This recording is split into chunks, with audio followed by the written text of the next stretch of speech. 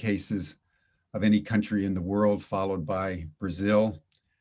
There's been a paradox in the world experience of COVID as we've been inoculating more and more people with vaccines. The virus is showing itself to be amazingly intelligent and resilient, and is adapting itself with various variants. And so the overall world situation continues to deteriorate in many countries. China reported over the weekend that its vaccines haven't worked with nearly the effectiveness that they needed to inoculate 1 billion people. So they're beginning to reach out to the West and other countries to bring in the vaccines. And so as we celebrate spring and we move into 2021 with as much robustness as we can, we all continue to be challenged. And Humanity Rising continues with the pandemic day by day to bring news about the world and to mostly just celebrate human goodness and human creativity as people worldwide continue to work 24/7, 365 to ensure that the world beyond the pandemic is more resilient, abundant, healthy, and in alignment with natural systems and constraints. One of our practices with which we start every session is just simple heart coherence. In the midst of all the tumult and the chaos and the centrifugal forces that are gripping our world, just pausing and centering yourself in your body, taking a few deep breaths, closing your eyes, and placing your attention on your heart. Listen to your heartbeat for just a minute in a spirit of gratitude and thanksgiving that you're alive. We're all alive at this most extraordinary moment in the human journey.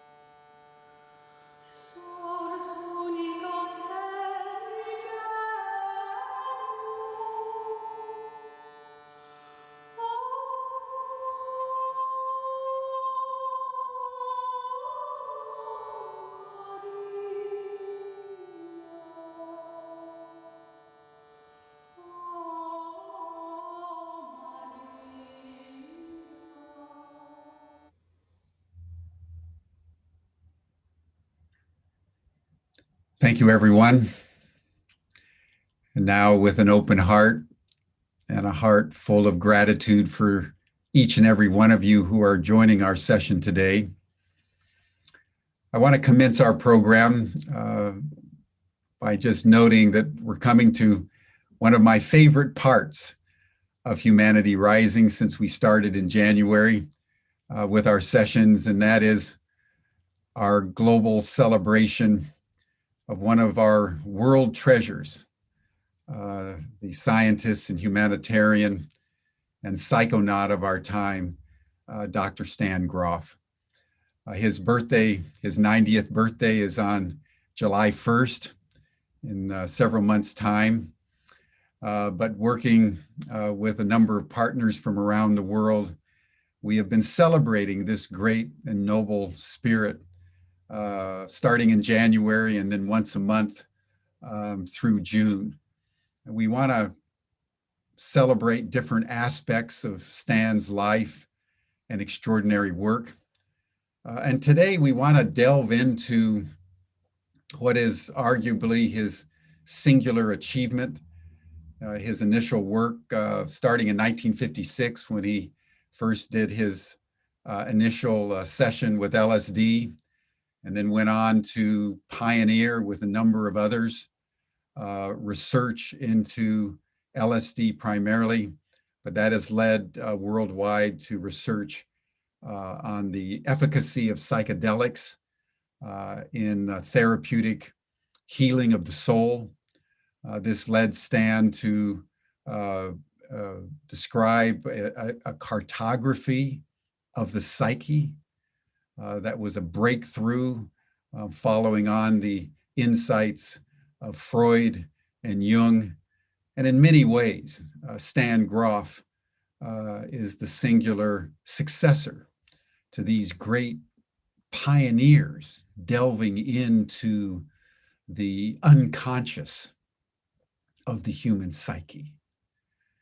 It was Stan that coined the term holotropic, indicating that psychedelic therapeutic work and also the holotropic breath work that he also pioneered with a number of others leads inexorably, if it's practiced and utilized intentionally, to wholeness and to the creation of a holotropic singularity of the psyche and the soul and the heart and the body. And so today we want to delve into these domains of his research. And to do so, I want to thank very deeply Susan Hess-Loger, who's an award-winning documentary filmmaker who's been working with Stan for many years and developed and produced and directed the latest documentary on Stan and Brigitte, his wife, and the research that he's done called Voyage of the Psychonaut. So Susan, it's a pleasure to welcome you back to Humanity Rising, and I turn the program over to you. Welcome. Thank you, Jim. It's a pleasure to be here. And so 7 years ago, I met Stan and began working on this documentary called The Way of the Psychonaut, Stanislav Grof and the Journey of Consciousness. And this has been a most remarkable process for me because Stan and his wife, Brigitte, worked with me to verify the accuracy.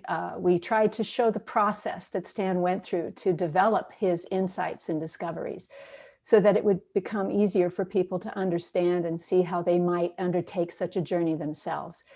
And so today, the focus of this tribute is the art of psychedelic sitting, because this is how we avoid backlash to the renaissance that's now taking place with the thought and the use of psychedelics as a means of deep healing and working beyond the trauma that has so impacted society and seems to keep us from doing the things we need to do to meet the current challenges. And so today, our guests are Rick Doblin, the founder and director of MAPS, and Diane Haug, who was one of the first of Stan's students, along with Rick, in learning holotropic breathwork. And of course, Brigitte Graf, who is also one of our experts today, probably one of the first of Stan's students learning the breathwork. And of course, Stan himself, who developed this process through his many years of research in Czechoslovakia. So welcome to all of you. I'm going to let Stan take the focus now because he is going to share something with us. Go ahead, Stan, it's all yours. Well, hello, everybody. And thank you very much, Jim and Susan for you've been sort of following this ubiquity from January, and hopefully we are going to pay all the way to the 1st of July. We have done it already several times, and I would like to repeat what I always did, what has to be done. That 2.5 years ago, I had a stroke, which was not one that was any kind of a paralyzed. No paralyzed, no with hands or legs, but was hit very much to my speech. So we have Brigitte here in two different roles. She is going to be this time a presenter, but she's also sitting here, what she was doing in the past. Whenever I have a problem with the word, she will help me. I will have to say something that we didn't say in the biography, that we have known each other for over 35 years, yeah. And she was in SLN at the time when we have not yet the training. So she was the first one really who was the student. And we've 6 years we had a union when for 6 years ago. the fifth, Yeah. and we now had a wedding anniversary. an anniversary for 5 years. 5 years, yeah. So anyway, thank you so much, Jim and Susan, and thank the three of you who are coming as a presenter today. It's an amazing thing for having this incredible reunion with wonderful people. You know. Diane and Rick and Rikita, of course, yeah. So we are talking about psychedelics today. We're going to be 90 years old, and 65 years of that I spent in psychedelics and non-ordinary states of consciousness. So I will say a little of how I went through these years from the beginning to where we are now.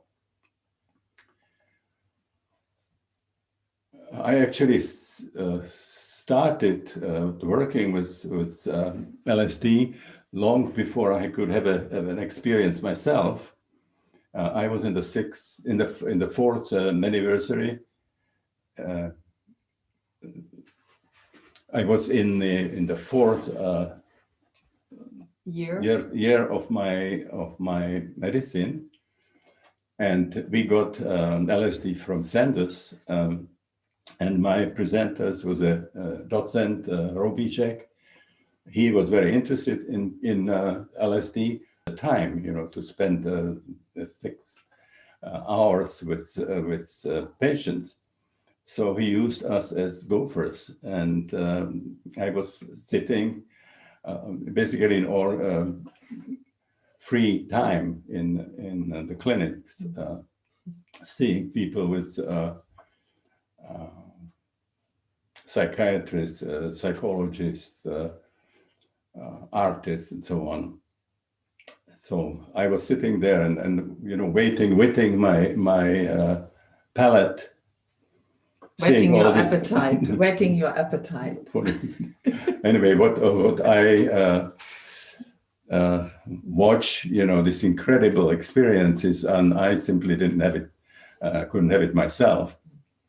So it was in November, right after my predication, I was then had my first fantastic experience, and it was a powerful mystical experience that changed my life, basically personally as well as professionally. So I started this for almost 2 years, basically doing laboratory work. We had work with LSD, with psilocybin, with mescaline, and people were having enormous number of investigations of various kinds. There was not a focus on the experiences, so they really didn't know very much what was happening. But in some of the period between these investigations, I realized enough, what was happening is these persons, and I realized that there was something amazing that was happening, which was an incredible interindividually variability. So when you take once, let's say LSD or psilocybin or whatever, and you do it again, or you do first when you work with other people under the same circumstances, each experience would have a completely different font. And also, if we then repeated these experiences, then each of these experience was very different. So I realized that we were really not doing pharmacology, yeah. And I just completely lost interest in pharmacology and take it into clinics. And we had initially LSD from Sandoz, but we actually developed our own in Prague. They had very good people on developing ergot, and so they created their own LSD.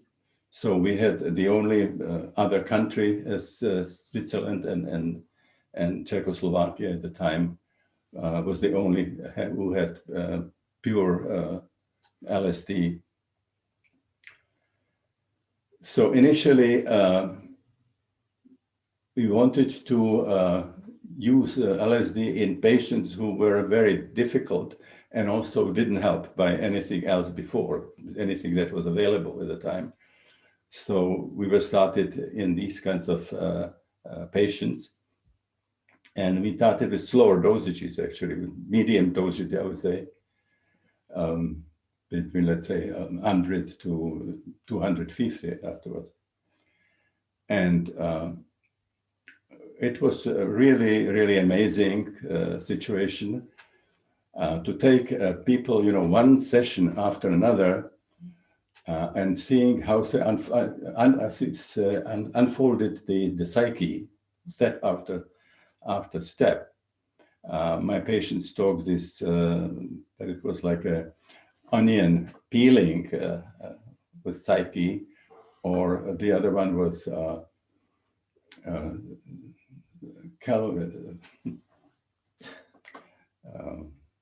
anyway, I don't know.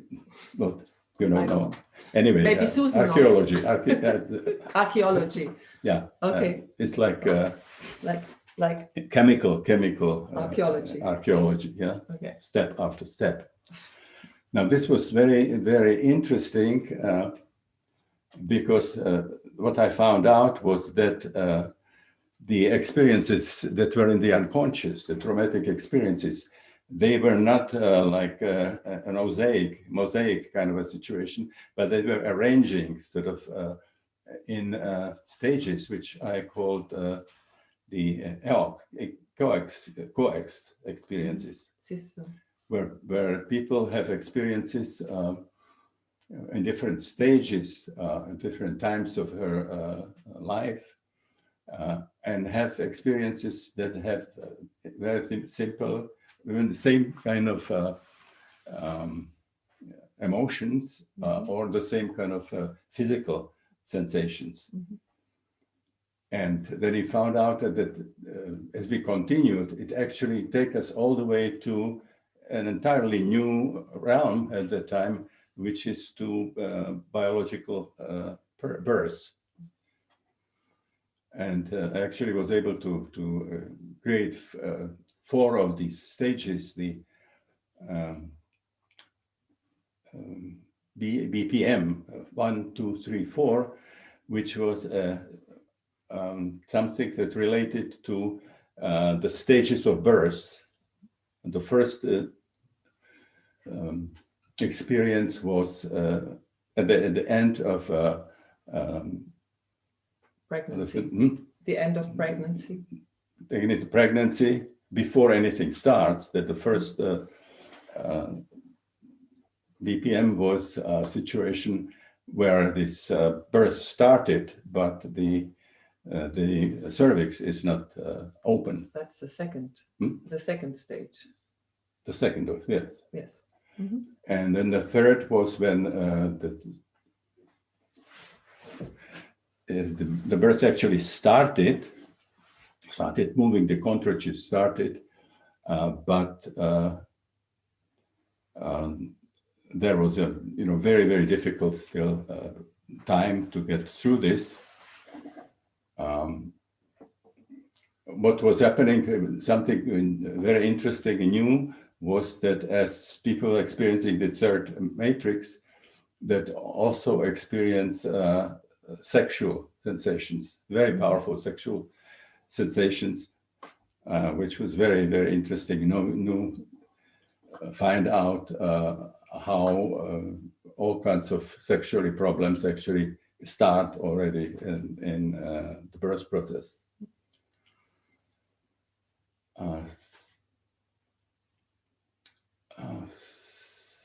So I should say that we,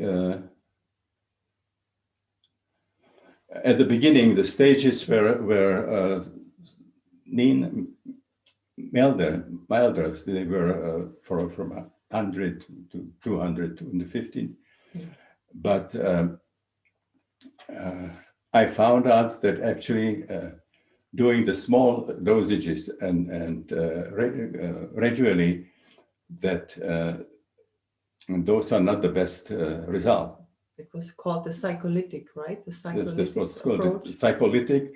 We actually had these small dosages, but there was a whole series of these experiences. And also at the beginning, we allowed people to open their eyes, walking around, looking at us. We were talking. So we learned a lot about the insides of these experiences, but it was not really very powerful resolution. So during that time, I found out that it was much better if I increased the doses, and actually started using music. And so then when I came for the first time to America, we were actually using just very high dosages, but we could not have more than 3 sessions, with the exception of cancer patients, where they depend more on how long they survive. But all the others, we could give only 3 sessions, which was very bad situation, because if something would not resolved at the end, it was very difficult, because usually we found out that the best results are when there is actually good resolution of the end. So I will later say how I found out that there's a possibility to resolve somehow the session. Initially we just had to wait it and see what happens, if it's going to be a good session or not. In Prague, when we had the possibility of using any number of patients, we just waited 10 days when there is a resistance until that time, and then we had another session.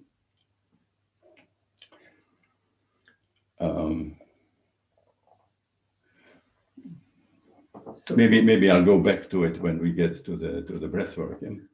Would you like So- to share how you were being trained to be working with psychedelics at that time? Yeah, thank you. Well, what we did, we knew that people had to have experiences themselves before they can do work with other patients.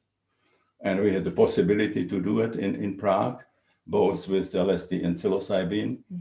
So we had a situation where people had to have 3 high-dose sessions before they could have think about having their own experiences with patients. And after these 3 high-dose sessions themselves, they had to also do 30 sessions with patients under supervision. And then when everything was fine, then they had their own experiences with patients. Now, when I was living at that time from Czechoslovakia, we had over 40 people in different countries who had doing LSD sessions with patients. So I think comparable number, Rick would know, I think comparable situation was about 70 people all over America at the time. They were having sessions. So that was, it was quite a situation in Czechoslovakia at the time, that we had our own LSD and then psilocybin and actually can give it to quite a few people. Now, when I arrived to Baltimore, Spring Grove situation, I was initially supposed to work in the Johns Hopkins University, and I was start a new research with psychedelics. And when I came there, about a week before that time, they came research about psilocybin, about doing an LSD experience on a tubes with cells, with blood cells. Blood cells. Leukocytes. Studying the leukocytes, the blood cells. Yeah. Okay. And there were some changes in it. So then there became a real hysteria that people can get, develop damage in people who are women who are pregnant and so on. Which turned out to be complete nonsense. But I couldn't start this new project in Johns Hopkins University, but incredible synchronicity. There was the only of these, I think about 70 places that continued still working with LSD, was in Baltimore. So initially I could just use half time in Baltimore and half in Spring Grove. Yeah. Spring Grove. So we had actually tested this. You would see those who say LSD psychotherapy. I had to spend at that time 40 pages at the end in the appendix dealing with this problem, with these problems of what can happen to babies, when the mothers have taken. And they also were talking about possible that the cancer would be caused by LSD. So I still have 40 pages at that time for dealing with this. And we finally resolved it because we had pure LSD in Baltimore. And we had used that arrogant agent, arrogance.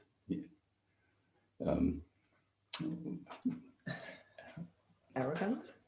That's a difficult word. So Okay, what? reagens, that you use for the Reagents? reagents, Reagents yeah, glass. yeah, I don't know. yeah, What okay. is the word in English? Reagents? Reagent.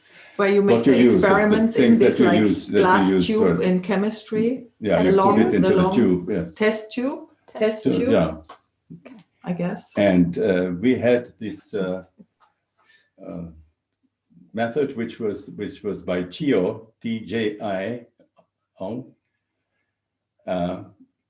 So we had him ourselves here, and we gave it to people after big dosages, you know, which were 30, 40 to 60.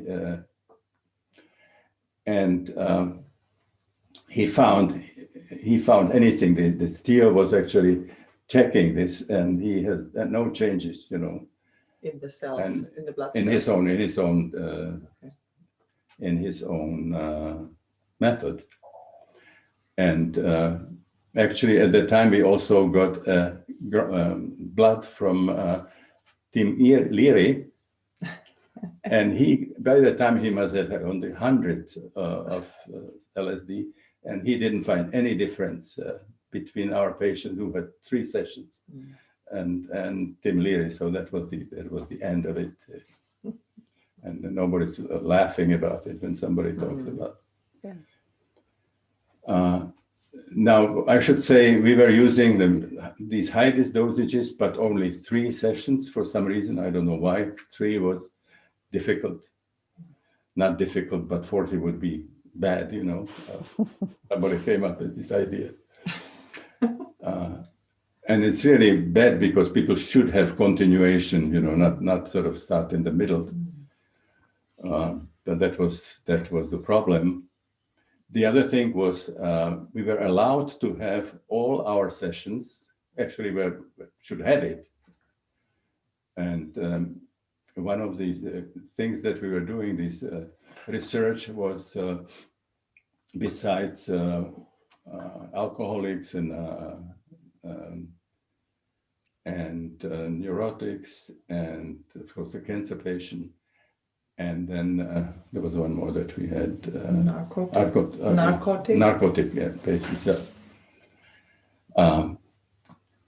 Now, we had people, psychologists, who what they do, checking, you know, before and after what happens. And again, in the system, it was that they were not allowed to have an LSD session.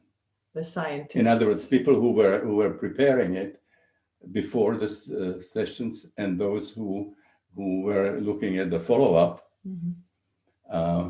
they were not allowed to have substances.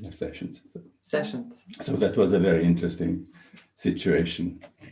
They when they asked why it was we said that because psychiatrists, psychologists have taken LSD, their mind is sort of impaired, you know. They will not be objective anymore. They will not be objective, you know. Then we sort of, although we have supposed to be in questionnaires and so on. It's not us, you know, just talking how great the sessions were, but it was very objective done so it was a nonsense again. So those were very, very good results there. In this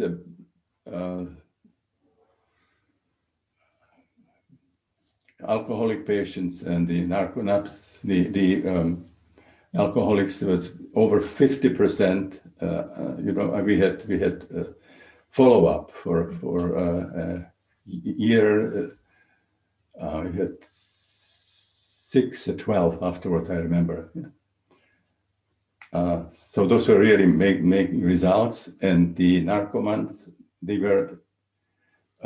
had about 30%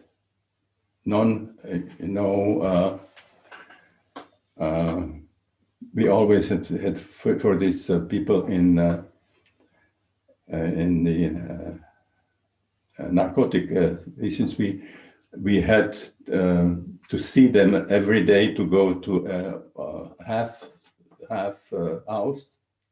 They had to take the results from, so we can every day we can see how if they take it or not.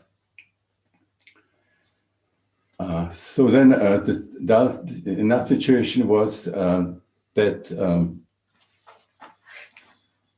we decided to go to SLN for a year, and I found Michael Murphy, who said, you know, Stan, why don't you go? You're supposed to do work on a book, you know, about the LSD. Why don't you do it in Esalen? Esalen is a great place.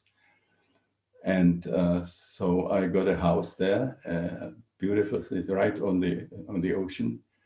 And then I had to do. I had to have that was every, I don't know how many. Wednesday? No, this was Every month there was five, seminar? 6 days and Workshops. Sessions. So I was trading basically for the food and house and these experiences in SLN. Now, those were not psychedelic experiences. That was the problem. I was just talking what experiences we had in Prague and what experiences we had in Baltimore. I was talking about the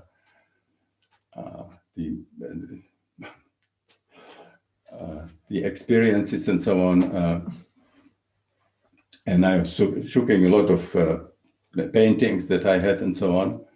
And people said that's very interesting, but, you know, they were really bored because they said, you know, you talk about these incredible experiences, just like when I began it, you know, in my clinic, where I was watching and I couldn't have it.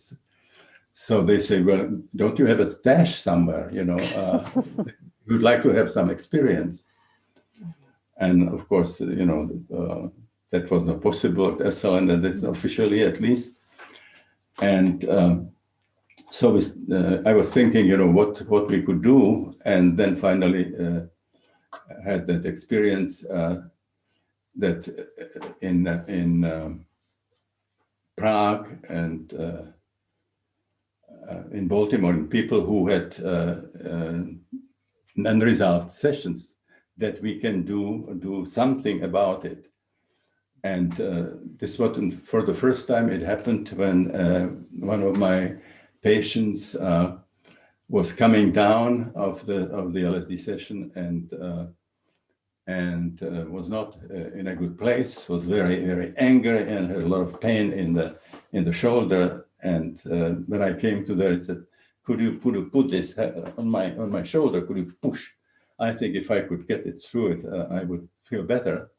And I was doing it, and for a while he says, "No, more." And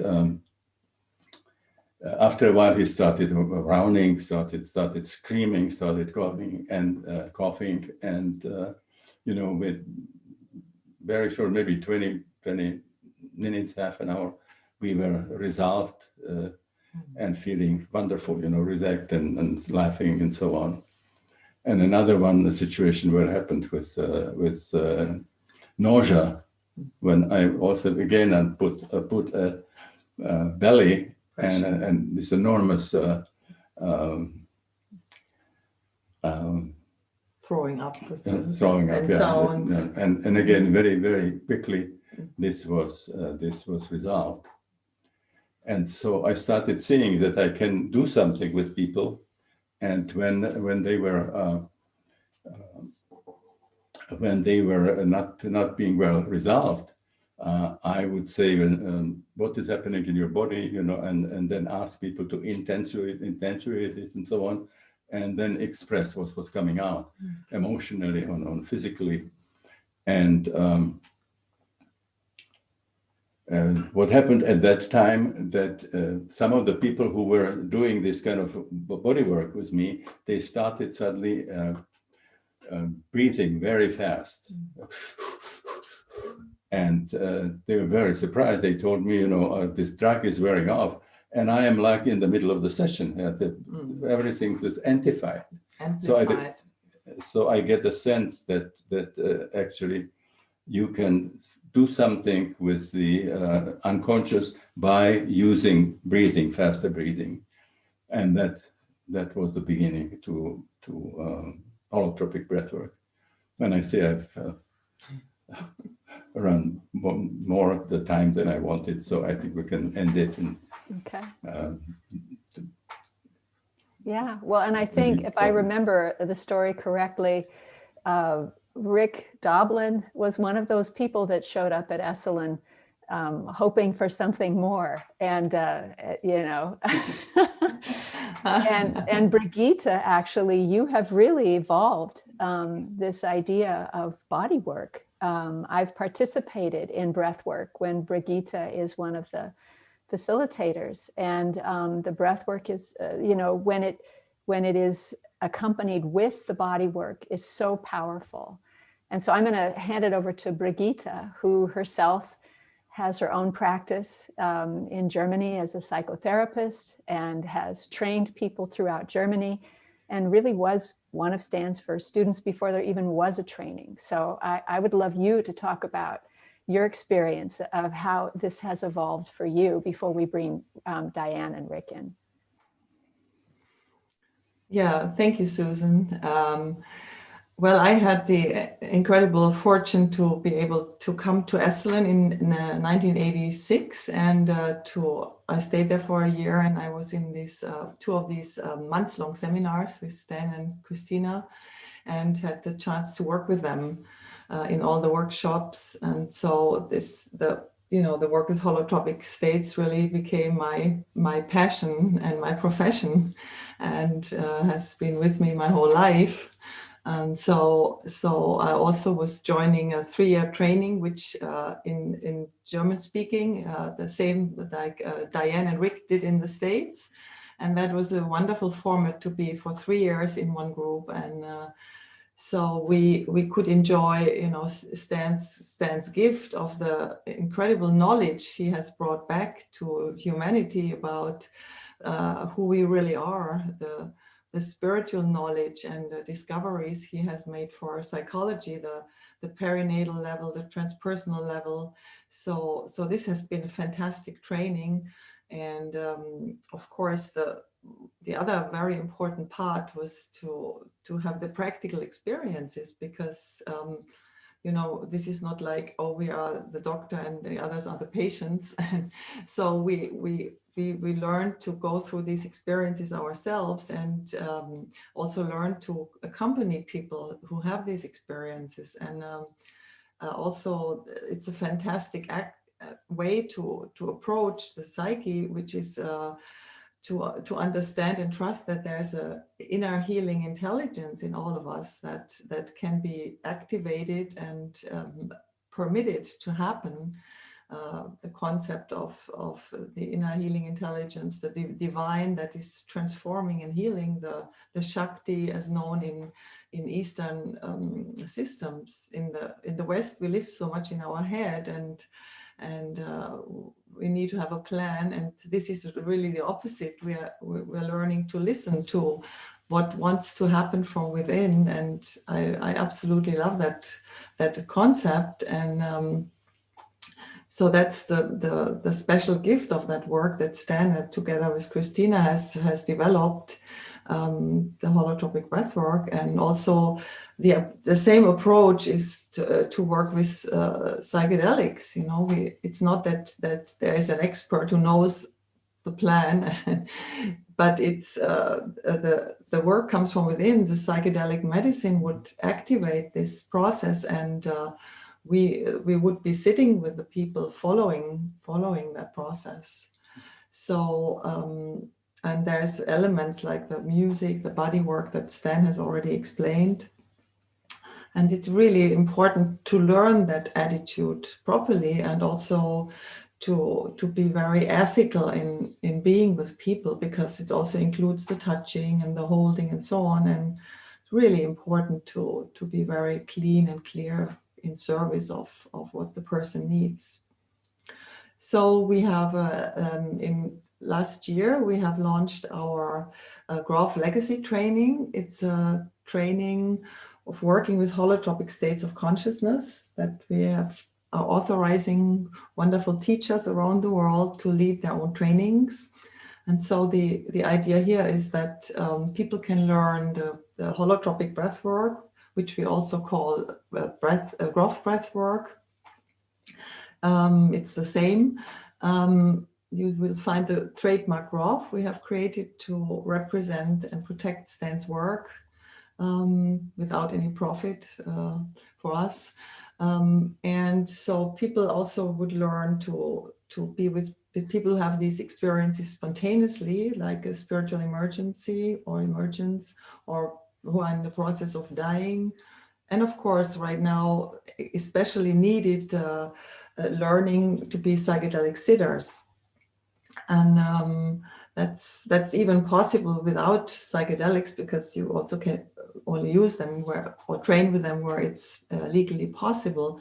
But it's actually, when you go through the holotropic, the Graf breathwork experiences, you learn so much about the process. You know, it's one process coming from different reasons, and so we can really actually teach people to sit with people and have their own experiences through the breath work.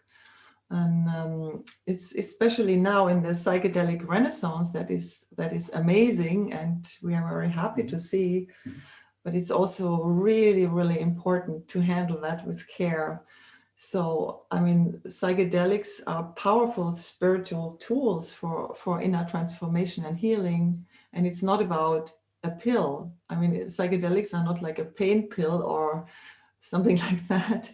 It's a tool, and it's connected with process. The healing comes from the process, and the process needs to be accompanied properly. So we need to create a lot of training that also Diane and Rick are specialists in, to really make this safe, you know, because we want this renaissance of psychedelics to lead to a healing for humanity, and not to another shutdown because it's not handled properly. So that's really our mission these days. And so that's the right time to hand this over to Diane, because she's our main expert and teacher in the US for that. And she's very experienced in training psychedelic sitters. And so I think I'll just pass the word to you, Diane. Okay, thank you, Brigitte. Jim, I'm so moved to be here. And I'm so moved by what you're doing. It's a beautiful tribute to Stan. And I don't think I appreciated it until this morning, the space that you're holding as he's moving toward his 90th birthday. So really incredible work. Thank you so much. And to you, Susan. For those of us who love Stan, this is just feels so important to be doing this at this point in time. So Susan, I'd like to check in with you as our moderator. Just, I want to be sensitive to time. This morning has had a life of its own, or it has a life of its own, as it should be. And I know that Rick has a lot to share too. So obviously this is not going to be a course in psychedelic sitting, but I would like to just share a little bit about my own trajectory. And start by saying I'm one of the panelists that also has a vocal challenge in life. I actually live with a medical condition that sometimes affects my vocal cords. And so I'm always sensitive, a little self-conscious, especially in a situation like this. But for those of you in the audience, if you have a concern about the quality of my voice, know that I absolutely, that I'm in no discomfort. I'm totally healthy, and it's actually good for me to be talking more. So I,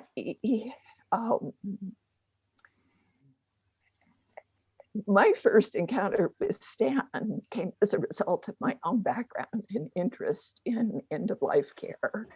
And I was living in Austin, Texas at that time. I knew Stan's work only through one of his early titles, a book called The Human Encounter with Death. So when Stan came to Austin in 1986, I made the association, Death and Dying, Stan Groff. I got myself to the lecture, and I literally, my mind was blown just meeting Stan, listening to him speak. It was my first exposure to transpersonal psychology as a field. And certainly his cartography was absolutely brand new to me, but it was a really deep affirmation of so many things that I had experienced and been thinking about. So that was a huge opening, but that weekend also included a day of holotropic breath work, which I was totally unfamiliar with. I allowed myself the opportunity, and that too was just absolutely, that weekend changed my life. Stan's work has absolutely informed my adult life, personally, professionally. And the thing that actually was so striking was to hear a man of Stan's stature, his scholarship, such an erudite person with mastery over so many disciplines. The take home for me seemed, it was a simple statement, but it affected me so profoundly. And Brigitte has already mentioned this, but I'll put my own, I'll use my own words, and that's this profound concept that there is an intrinsic intelligence inherent in the body and the psyche and the human heart and our soul's trajectory through this lifetime. And that as helpers, it's our work to create the optimal conditions for people to access that inner wisdom. And that so matched my own life experience as a younger professional. But when I heard Stan just synthesize that information and knowledge and scholarship to that simple statement, it was penetrating, it was compelling, and that really stuck with me. So my intersection with Stan, just to put it in perspective, came at the end of his 14-year, I'll say that again, 14-year tenure as scholar in residence at Esalen. He and his late wife, Christina, were just leaving Esalen. Stan felt ready to teach, to offer a transmission to his transmission to a greater audience. And that night in Austin, Texas, in 1986, he said to all of us, I'm looking for 30 students who would be willing to study with me for 3 years. And I had the good fortune of just having the freedom in my life to do that, raise my hand, and the rest is history for me. So my deep immersion with Stan's work and in a training capacity actually started at the end of the 80s. And it was especially the decade of, excuse me, the decade that followed that we took the training on the road. I had the good fortune of being with Stan and other friends and colleagues as we started traveling around the world, South America first, Scandinavia second, Central Europe, and for me, ongoing work in Russia, Ukraine, Czech Republic, Slovakia, and introducing not psychedelics, because of course this was a period of prohibition, but really introducing people to not only transpersonal psychology, but to the experiential tool that you've heard Brigitte and Stan both talk about. And so many people associate Stan with psychedelics, but there was actually a 25-year period in there where our primary focus was via the breath work. And it was incredible to have a tool that made working in expanded states of consciousness more available to a greater number of people, people who for all kinds of reasons might never be able to access a psychedelic experience.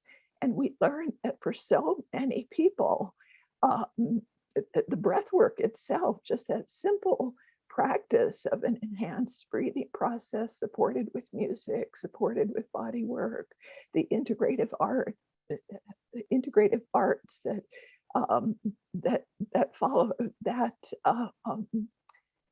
that too is a phenomenally profound tool. And at this point in my journey with Stan's work, I feel it absolutely stands alone with the psychedelic experience. I've had so many people, even really experienced psychonauts, report that they have had breathwork experiences that have rivaled any psychedelic experience that they've ever had in terms of the value and meaning offered.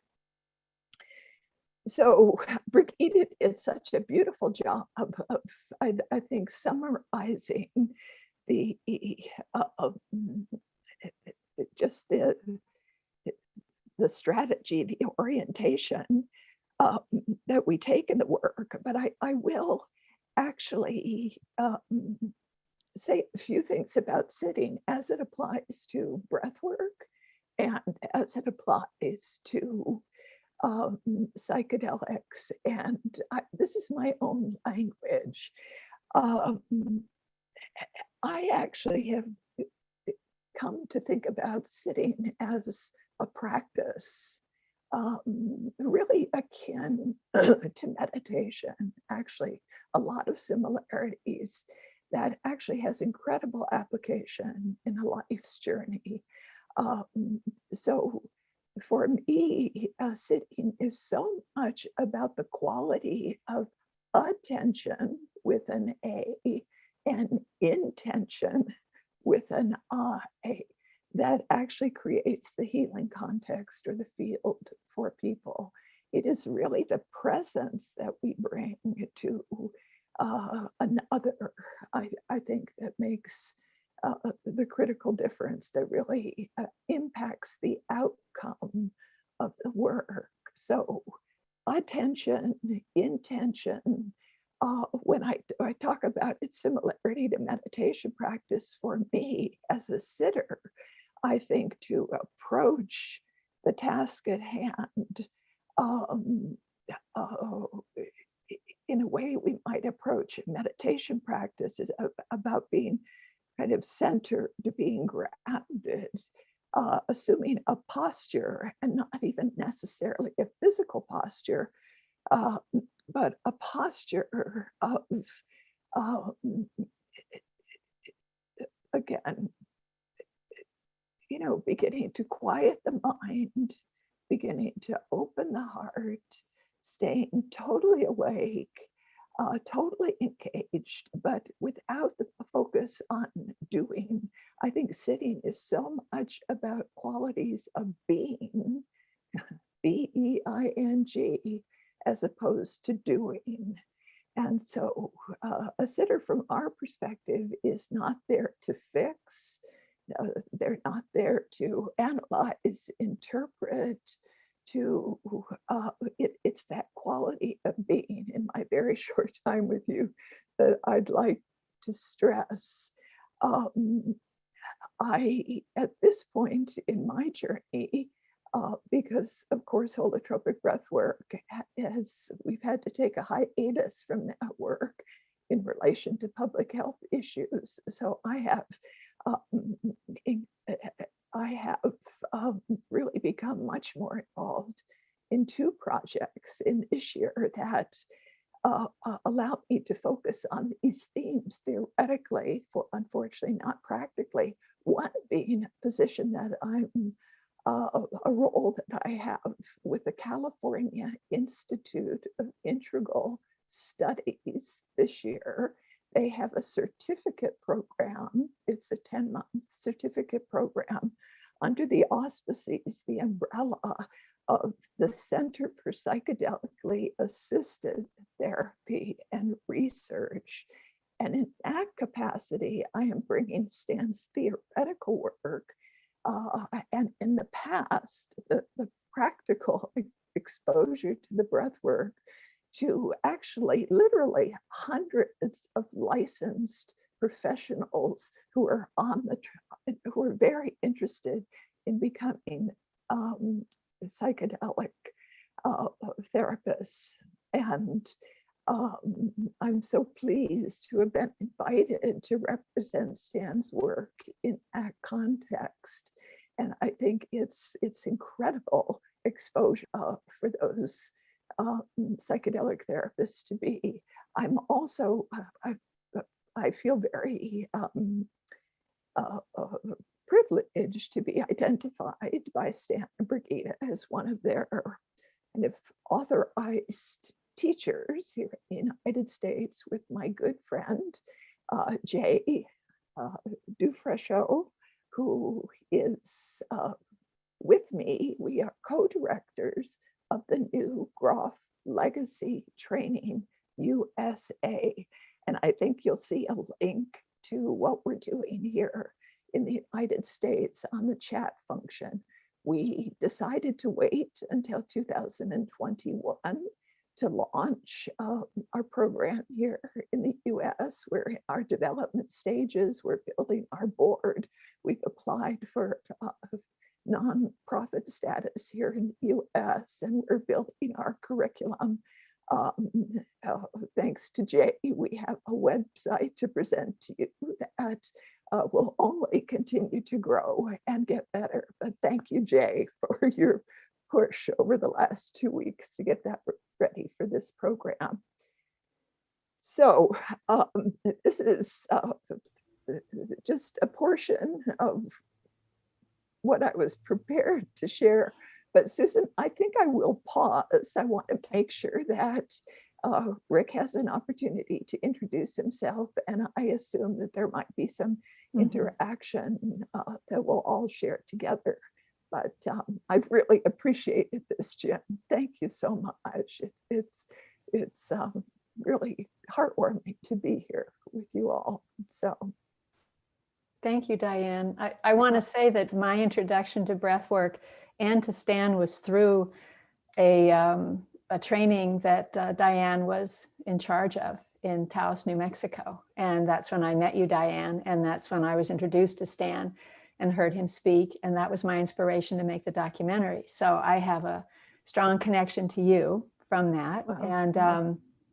And it's also the perfect opportunity to introduce Rick, because Rick Doblin, as in the process of making the movie, I remember I asked Rick if he would chat with me, because I was asking him, what legal jeopardy do I risk if I talk about my psychedelic experiences in the movie?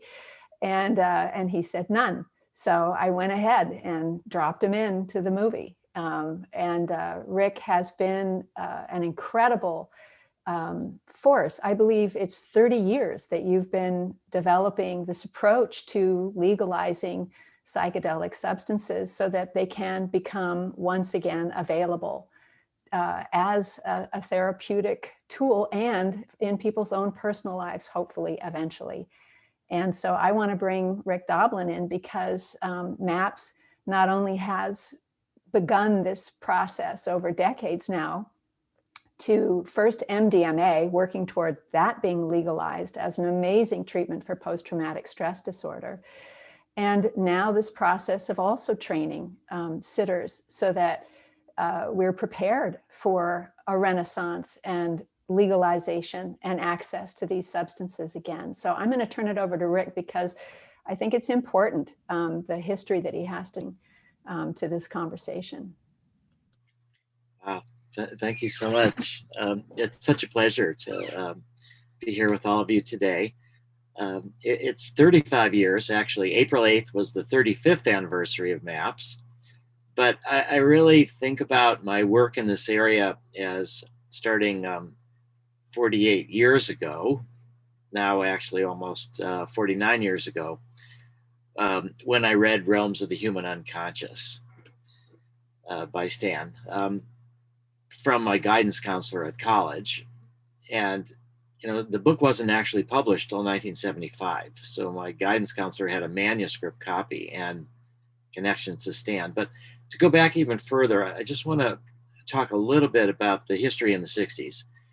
And I think there's been this sense, you know, Stan talked about the 40 pages that he had to add to LSD psychotherapy about the questions about LSD and chromosome damage and cancer and all these things. And I think there's a general misunderstanding that the backlash that came to the psychedelic 60s was because of psychedelics gone wrong, that a lot of people took it unprepared, they had difficult experiences that they weren't ready to process, and that there would be tragedies that did occur. And I think that did happen for sure.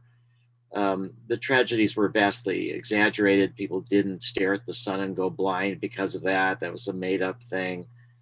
Art Linklater's daughter didn't commit suicide while she was under the influence of LSD by jumping out a window. That was months later when she was no longer under the influence of LSD, although, you know, potentially the LSD contributed to that, but her another of her siblings also committed suicide. So there was just incredible controversy over psychedelics. And when I look back on it, I think that it was really about psychedelics going right rather than psychedelics going wrong that caused the backlash. And by psychedelics going right, what I mean by that is people having this beyond ego states, this connection to the universe, connection to history, to time, to evolution, that we're all part of this one big picture. And like, you know, we're ants in a ant colony. You know, it's about something bigger than us as a single ant, you know, and then beyond that, we're like a small piece in this, you know, massive, enormous universe.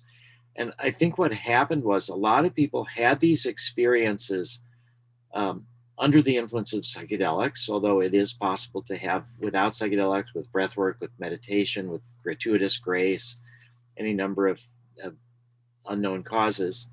But people who had these experiences, particularly young people in the 60s, and this sense of connection to everything that is and to other people, started using that understanding in their political work. And that motivated a lot of the people who were struggling against the Vietnam War and who are the beginnings of the environmental movement. A lot of people got involved in the civil rights movement because of this, or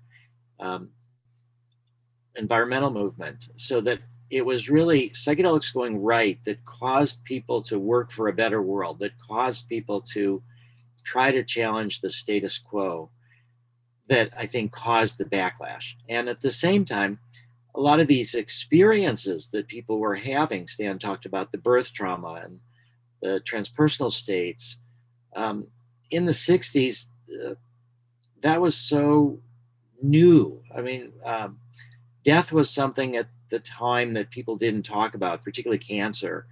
If you had cancer, it was sort of swept under the rug. You didn't talk about it. The first hospice in the United States wasn't until 1974. So the confrontation with the ego death, with the death rebirth process, people just weren't ready for that in the 60s. Women were tranquilized to give birth, and men were not allowed in the delivery room. So birth was also segmented away. All this was like over medicalized, and the spirit was taken out of it. And at the same time, for those that can remember when the Beatles brought the Maharishi to the United States to teach meditation, that was like a foreign invasion. That was something that just seemed so weird and strange, and these people in these funny costumes, and so meditation was itself not very well practiced or well accepted in the 60s. Now we have mindfulness everywhere, but at the time it was just very controversial. And at the same time, yoga, people were starting to practice yoga, and there was worries that if you practice yoga, you would no longer be a Christian, or you would, be some other religion. So I think it was the content of the psychedelic experiences, what it brought forth, and what it helped motivate people to try to do in the integration process. The culture wasn't ready for it, and they were really involved, in political actions, the young people, particularly about Vietnam. And it just caused the backlash. And there was some parts of it that I'll say were contributed to by the advocates. So while the culture was increasingly trying to suppress any information about the benefits, and eventually wiped out the research that Stan and others were doing for multiple decades, there was just this kind of, you could say this, instinctive fear-based reaction. And the advocates, and I'll talk now just about the Good Friday experiment that was done in 1962. And it was, Timothy Leary was the faculty sponsor. It was the first scientific experiment ever done really to look at whether psychedelics can contribute to a spiritual experience. Walter Pahnke was the person that did the experiment. He was a minister and a doctor, and he was working on his PhD. And the Reverend Howard Thurman was the minister at Boston University, and he was Martin Luther King's mentor, and he had studied with Gandhi. Reverend Howard Thurman was kind of the key person to try to introduce the concept of nonviolent resistance into the US civil rights movement. And he was very captivated by the role of the spiritual experience in changing people, and also in motivating them for political action. And so Reverend Howard Thurman permitted this experiment to take place in the basement chapel during Good Friday experiment. And actually on our MAPS website, I got it from Eva Pahnke, Walter Pahnke's widow. We have a recording of the actual sermon during the Good Friday experiment. And you could listen to Howard Thurman. It's just such a powerful orator. But 20 people, divinity students, came to Marsh Chapel with 10 supporting people who were Walter Houston Clark, Houston Smith, Tim Leary, Ram Dass, Ralph Metzner, a host of others, just incredible. And they all got a pill, half had psilocybin, half had placebo, and 9 out of the 20 people had a mystical experience. Walter spent about a year before the experiment reading the mystical literature of different religious people throughout history, and developing a questionnaire for religious mystical experience that is still used today in the research. It just was an incredible contribution. And 9 out of the 20 people had above the cutoff for a mystical experience, and 8 out of those 9 had the psilocybin. And so it definitely proved this point that psychedelics in religiously inclined people in a religious setting could catalyze a mystical experience. And I decided in the 80s, actually, to do a 25-year follow-up to that experiment, and discovered to my surprise that, those people that I could contact, I eventually identified 19 out of the 20 and administered the same questionnaires to them. and the results were almost identical. So that those people that had the mystical experience still considered it to be a mystical experience and had talked about how much they learned from it and how it had contributed to their social justice activism. But I discovered that one of the people that had the psilocybin that didn't have the mystical experience had this very profound experience that he felt that he had to tell people. Part of the ministry, part of the, well, Reverend Howard Thurman's sermon was, you have to tell people there's a man on the cross. And he decided that he needed to tell people that, and he needed to tell the president. And since the president wasn't in Boston, he would tell the president of the university. And so he left the room where the service was, and he went running down the road. And this was on Commonwealth Avenue. It's a big avenue, and Tim Leary and Houston Smith went out to chase him. And he didn't want to come back inside once they finally got him. And they gave him a shot of Thorazine to bring him in, which at the time was thought to be the way to work. We would never tranquilize people with psychedelics. It just freezes things in place. But that was completely missing from the account of the Good Friday experiment. And so it didn't really come to light till 25 years later when I did this long-term follow-up. And so what that told me is that, to some extent, in response to the culture trying to really deny the benefits and exaggerate the risks, Leary and others felt a little bit okay about, or very much okay about, exaggerating the benefits sometimes and minimizing the risks. And so I felt that it was important that it shouldn't have, I mean, now when we do research, if there's a serious adverse event, in a sense, if you have to give somebody a tranquilizer, you have to report it. You can't really pretend it never happened. So I think there were some of these contributions from the researchers, but I think it's very much dwarfed by the negative reaction from the culture. And I think the other fundamental mistake was identifying as counterculture, was this kind of thought that when you identify that, you're going to be squashed by the culture. Now our whole thing is about mainstreaming. So it was with all of this in mind, though, that I didn't really wake up. I believed all the propaganda. I believed that LSD causes chromosome damage. I believed when I was a teenager that LSD could cause you to go crazy. If you had 6 or more experiences with LSD, we were told that you were then certifiably insane, and that you had to avoid having, I mean, maybe 3 or 4 would be okay, but once you hit this number 6, you are in deep, deep trouble. So I believed all of that. But slowly I started questioning it. And in 1971, I started taking LSD and mescaline. And I had the delusion, of course, that the more drugs you take, the faster you evolve. I didn't really understand the importance of integration. So out of desperation, I went to my guidance counselor and I said, I'm having these difficult trips. I really think I need to keep doing this. But I'm having trouble. I have a hard time letting go. I get scared. I don't know what to do.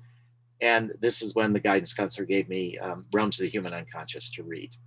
So that's what really changed me. And it was, I think, the things that I really loved and appreciated about that book were that, first off, it was science. That it was science looking at these incredible states of consciousness. It had this aspect of looking at the mystical sense of connection and validating that as an important, the whole world of transpersonal psychology. And so that fit in with my political understandings. That was very important. But it had this ultimate, for me, reality check, which was therapy. It was, how do we use all these states of consciousness to actually help people get better? I mean, I remember talking about Krishnamurti, who had this kind of natural spirituality, but he had a harder time teaching people to get there on their own. And so this was these techniques that Stan was talking about with psychedelics to actually help refine people, help bring things to the surface and help them get better and move in this more spiritual direction. It was a path, not just an end goal. So all of this felt then in a desperate situation, a crazy world, and all this murder and killing and Holocaust and nuclear weapons and all that, this mystical experience with psychedelics, this spiritual experience, this is a key for healing. And that's where I decided to devote myself to psychedelics. And I asked my guidance counselor if he had any way for me to reach out to Stan, and he had Stan's address. So I wrote to Stan, and Stan wrote me back. I'm this 18-year-old confused little kid doing a bunch of psychedelics, and Stan's MD, PhD at Spring Grove and all, and I was just so lucky. So Stan wrote me back. He had time for that, and told me about a workshop that he was giving, actually with Joan Halifax that summer. So I hitchhiked across America back when you would hitchhike, and I ended up with this workshop with Stan and Joan, and it was just fantastic.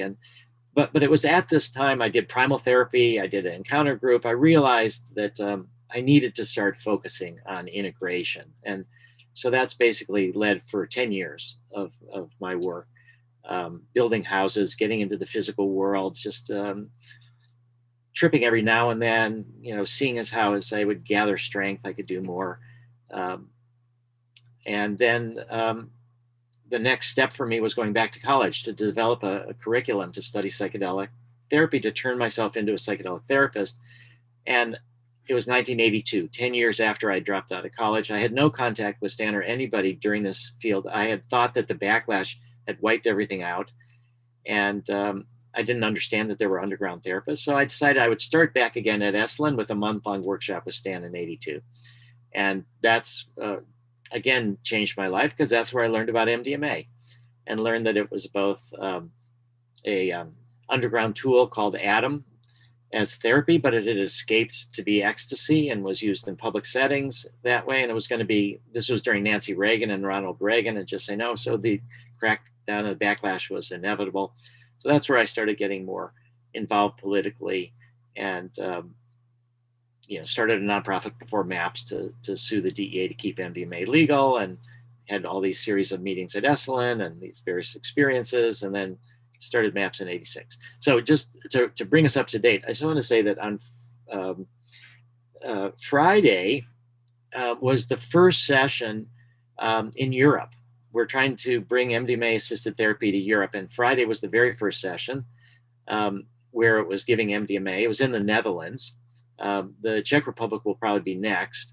But in the Netherlands, I got a report Friday night from the psychiatrist doing that work, and saying that the session went great, and it was actually in a police officer. It was a female police officer who had been traumatized from her work, and this MDMA helped her do work to relieve this complex trauma that she had, not just from her work, also from her childhood. And it's just such an auspicious start.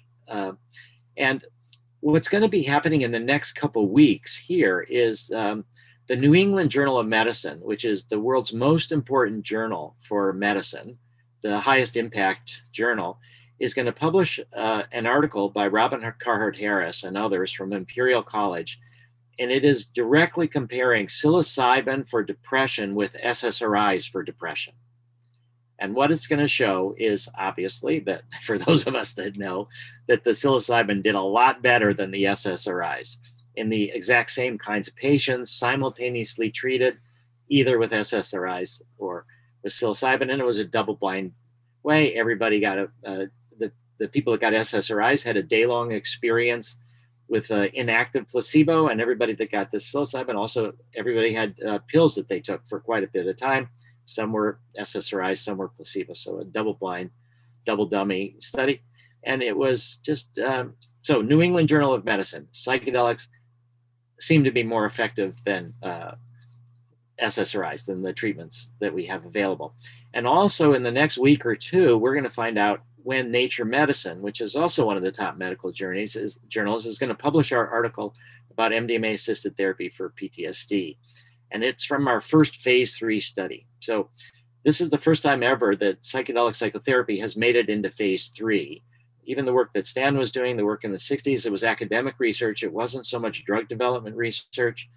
And now, after all of this backlash for 50 years, what we're showing is that MDMA-assisted therapy is tremendously effective for PTSD, and it's more effective than therapy without MDMA, and that we're on a track to make it approved. One of the things that's a big challenge now is getting permission from FDA to give therapists access to MDMA or to psilocybin or to LSD as part of their training. So what was taken for granted in the Czech Republic and then taken for granted at Hopkins and Spring Grove, that the therapists should have their own experiences, we are struggling now to get that approved again by FDA. But I think we will eventually do that, and it looks like it'll be approved in Canada, Israel, elsewhere. And then the last thing I just wanted to say, because we're running out of time, is that this idea of this inner healer and the inner healing intelligence, that I think is one of the most important contributions that Stan has made. And that also comes from the breath work and from the LSD, that you can have all the intentions that you want, and you should be having these intentions. But once you start the experience, you let them go. And then whatever emerges, there's this inner intelligence, this inner logic that the same way we know that our body heals itself below our level of awareness, our psyche has this inner proper. And I think the trust in this inner healing process is the most important thing I'd say I've learned from Stan, and that he teaches in the breath work. And so we call our therapy for MDMA inner directed therapy. And we talk a lot about the inner healer and the inner healing intelligence. And so we've had to come up with a brand name for MDMA. If it becomes a prescription medicine, it can't be MDMA. And so the brand name that we've chosen is InPath. It's the inner path. And so we've got a trademark on that, but I think that's also part of the legacy from Stan and what we've learned from him about the trusting of the inner path and letting things emerge. And so it's just a great honor to be here with you today. And I'm so glad, Stan, that you are able to have been there near the very beginning, to have seen the backlash, to have been able to work with holotropic breath work with another technique that was legal to through the dark ages, and then that you've trained through the breath work most of the or many of the current leading psychedelic therapists, and now you're able to see this renaissance and the emergence into legal prescription medicines coming in a few years. So it's an incredible journey throughout your life to see this whole series of events, and that for you, I think, will really be your legacy, the introduction and the mainstreaming of psychedelics into our culture.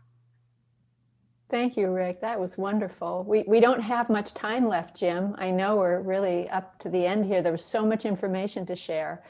And I know I've been watching All right, we can go a few minutes over. Okay. This was so rich, my goodness. Yeah, there have been a lot of questions in the chat about how do people find, what are the websites? And I'll throw out quickly, the website for our documentary is thewayofthepsychonaut.com.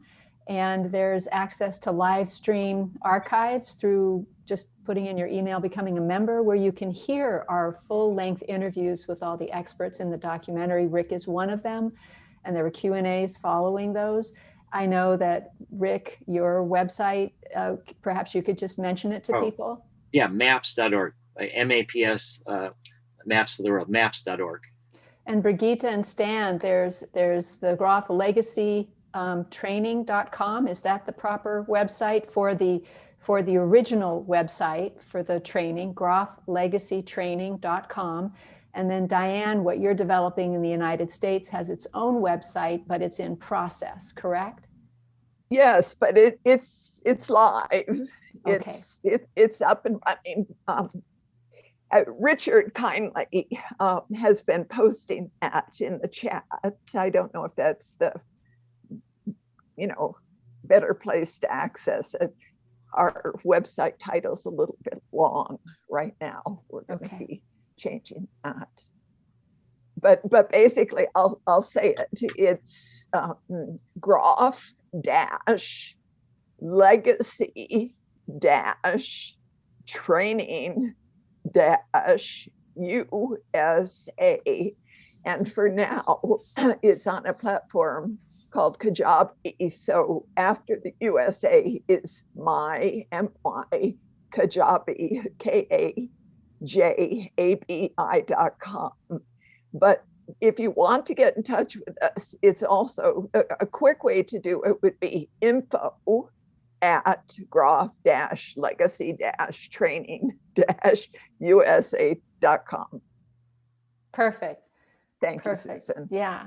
So any last words, Stan and Brigitte and Jim?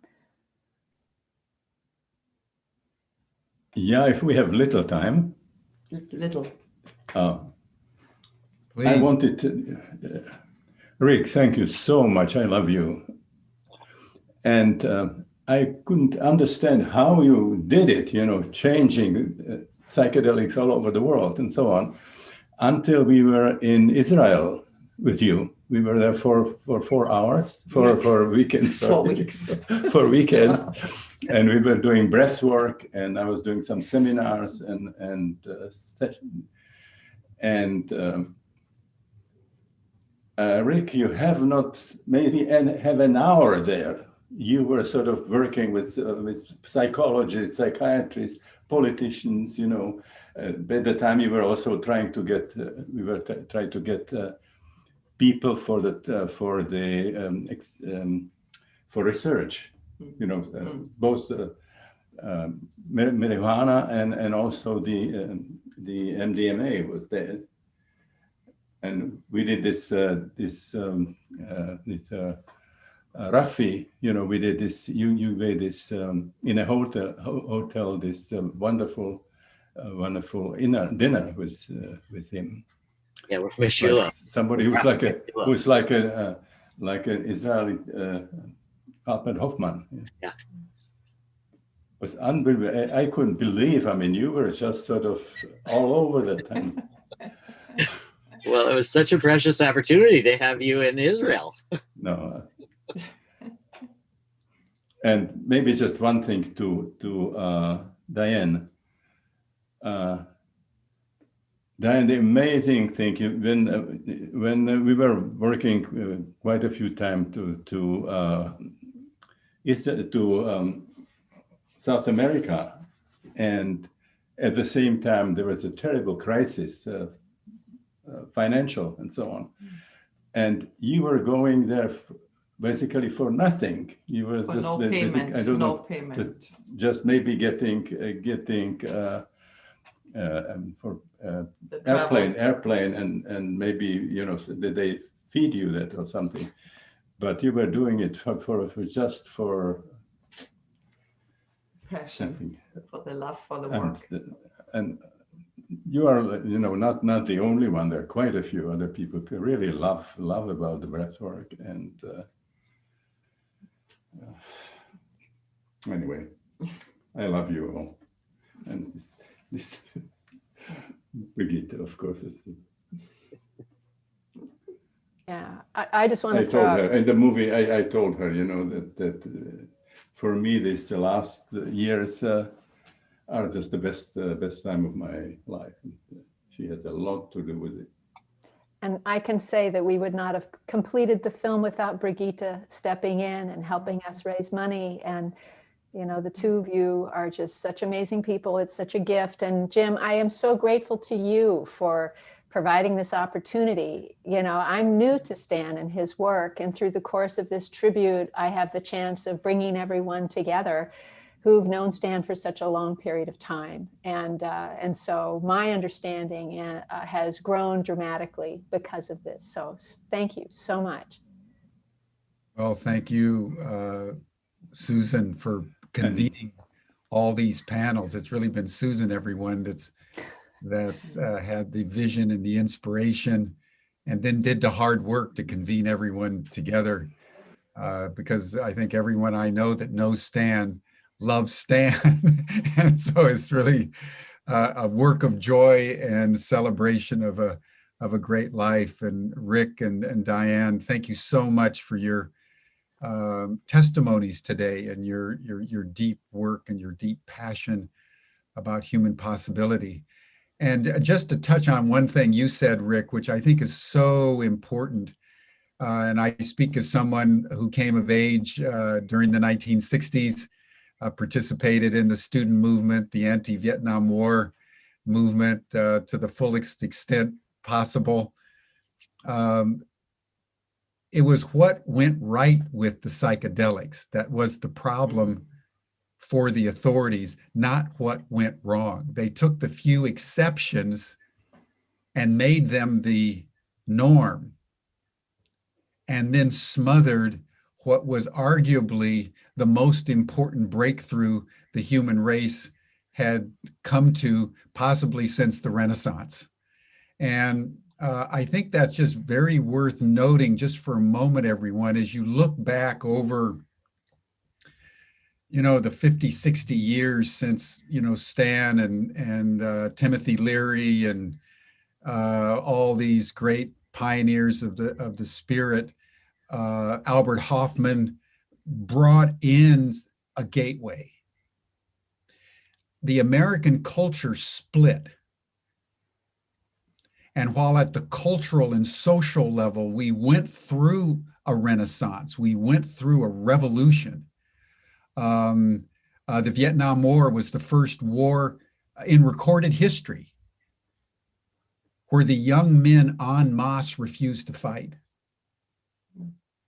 And you had Esalen, and you had the human potential movement, and you had this flowering of human possibility that really has wrought a great work. If you look at American culture and world culture today, all the things, Rick, that you talked about, like even yoga, is now mainstream.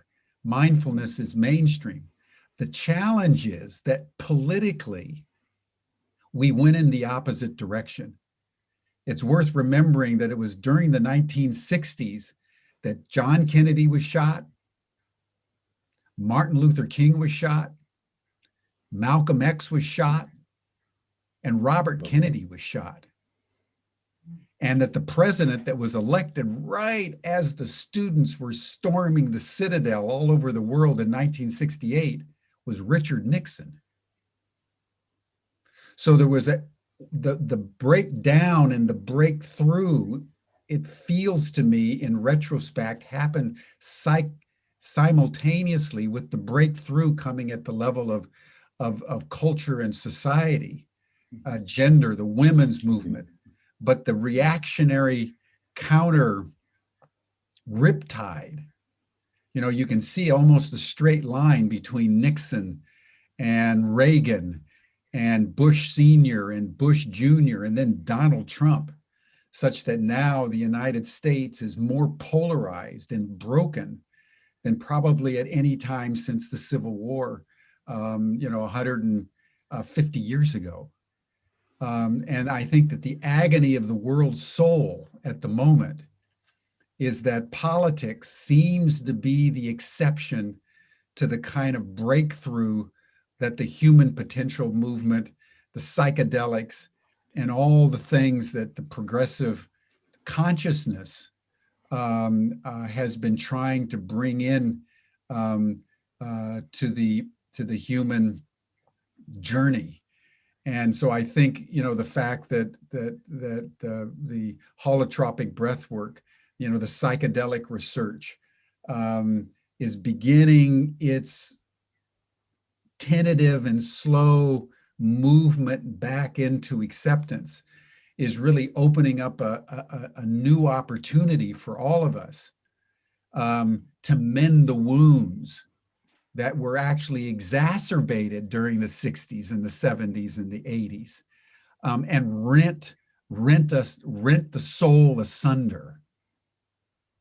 And part of what the impulse of MAPS, the Graf legacy training, Humanity Rising, and all the goodness that is now surging forward into the world right now at a time of pandemic. Again, you see the opposites both moving apart and moving together, and somehow weaving them together is the work of our time among those of us, in many cases, who've taken the necessary psychotropics and done the hard work of meditation and building up, as Plato would say, the enlargement of the soul. So I just wanted to, just bring that in at the beginning, that it feels to me that we're at the completion of a great circle, and the same kind of opportunities in new forms are now in front of us. And it's a beautiful thing to hear your work and your narrative, Stan, and what you've done, Brigitte, and Diane, over and Rick now, over decades. I mean, these people, everyone, are people who've been laboring in the fields of the Lord for decades, day after day, week after week, year after year. And the universe has not forgotten. And all of us now have a historic opportunity at a moment that's now different than the 60s. Because we couldn't mend the wound and exacerbated it, we now have done so much damage to the planet that scientists are telling us we're literally running out of time. And that this next 10 years may be the most crucial 10 years in the history of our kind. So what we're talking about today is not academic.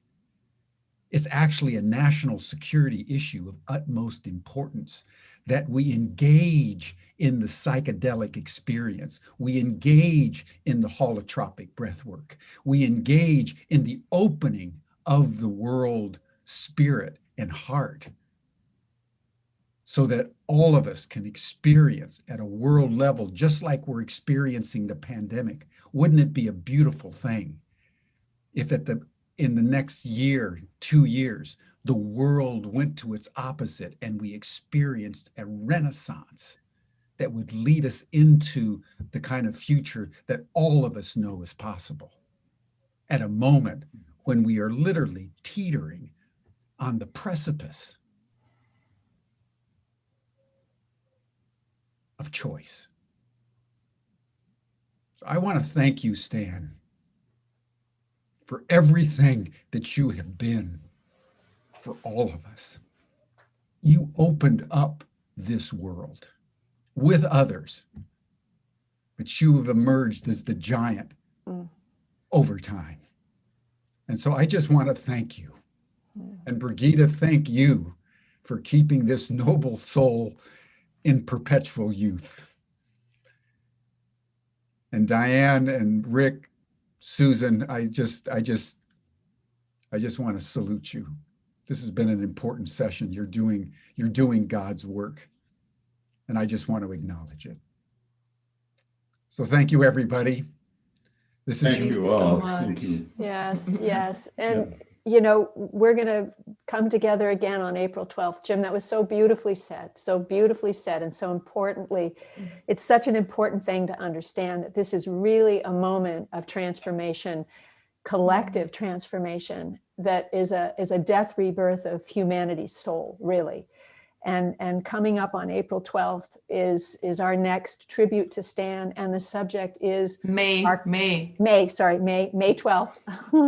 The subject is archetypal astrology, and Will Keepin will bring the aspect of archetypal cosmology, and Becca Tarnas will explain archetypes, and Rand Butler will explain them through the lens of the perinatal matrices. And so it will give some deeper meaning to what you're describing, Jim.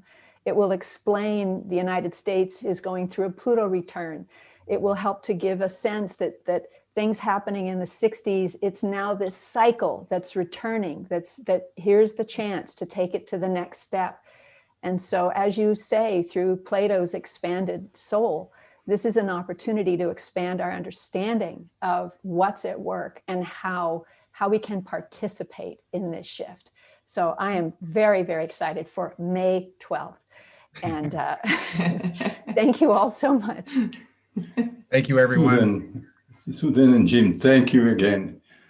This is such a reunion, so many wonderful people coming. Oh, amazing. Thank you so much. It's been a good thing to get the band back together. Yeah. And ubiquity is going to the whole world, you know. Ubiquity, yes. Bringing spirituality into the world. It's amazing. Okay, everyone, Nice thank name, you all. Ubiquity, yeah. Yes. Bye-bye. Thank you. See you again here tomorrow. Thank you. Bye-bye. Thank you.